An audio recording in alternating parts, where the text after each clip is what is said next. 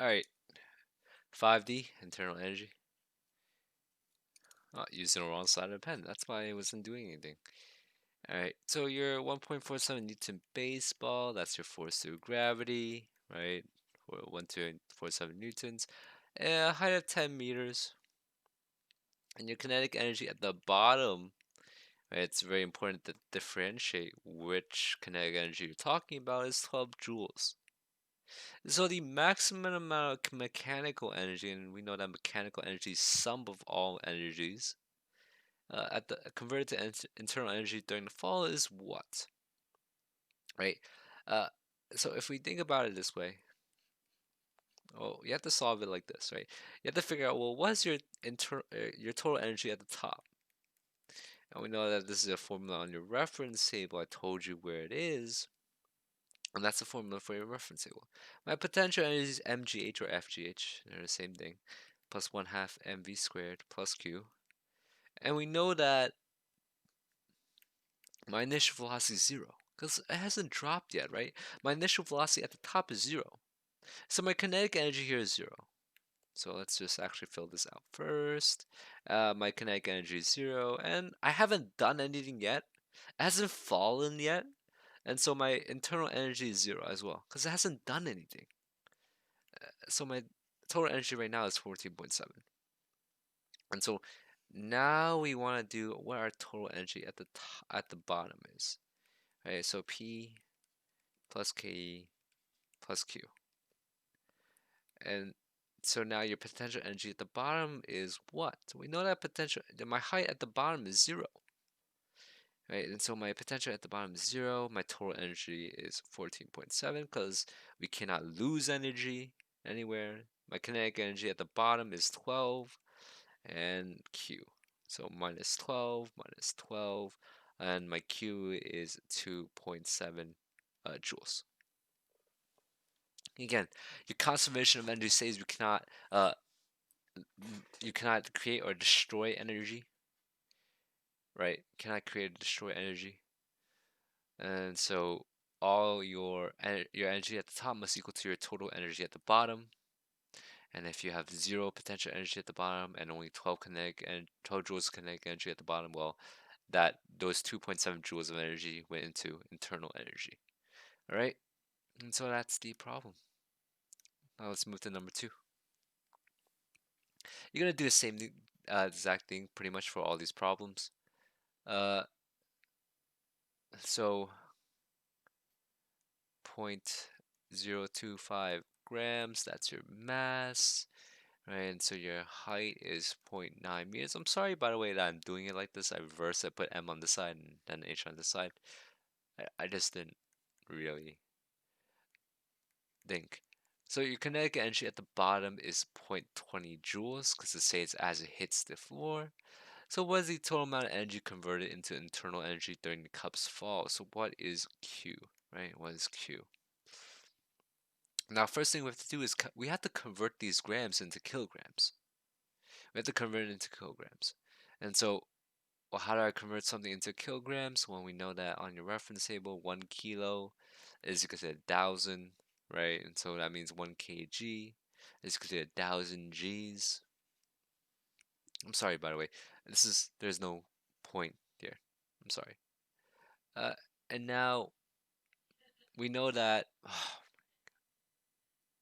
Now we know that. Okay. So to convert 25 Gs into kg,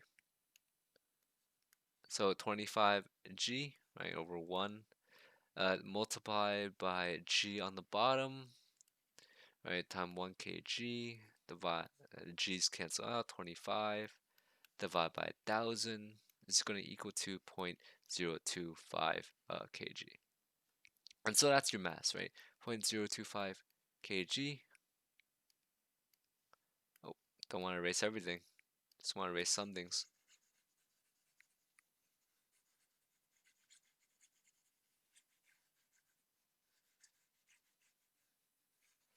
Now, now that we have our mass and our height, we know that we solve it for the same way as 1, right?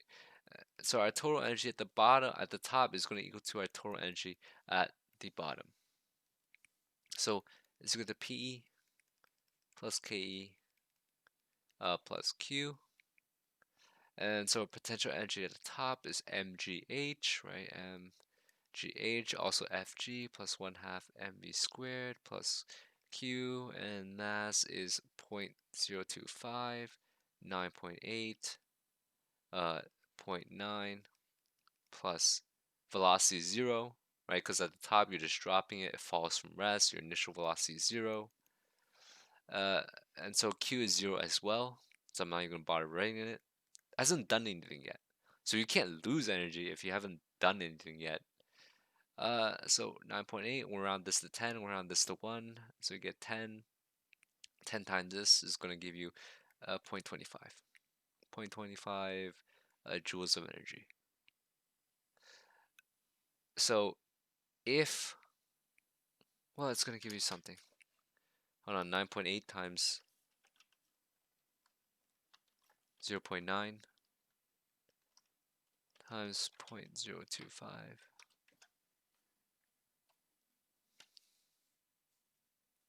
So that's not it. You're going to get 0.2205. Gonna round that to 0.22. So your total energy at the bottom is P plus K plus Q. There's not enough room, I guess. Let me just erase this. ET. So ET, your total energy is 0.22. PE is 0 because your height is 0, right? Height is 0. Your kinetic energy at the bottom is 0.20 plus Q minus 0.20 minus 0.20. And you get a Q of 0.02 joules. All right. So the answer is A. The answer is A.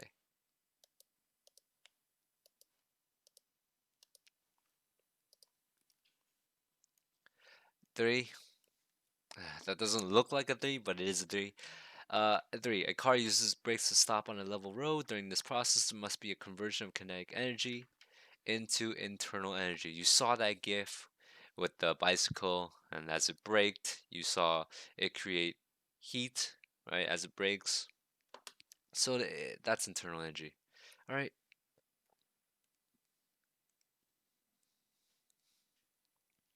Number 4. A block weighing 40 newtons is released from rest.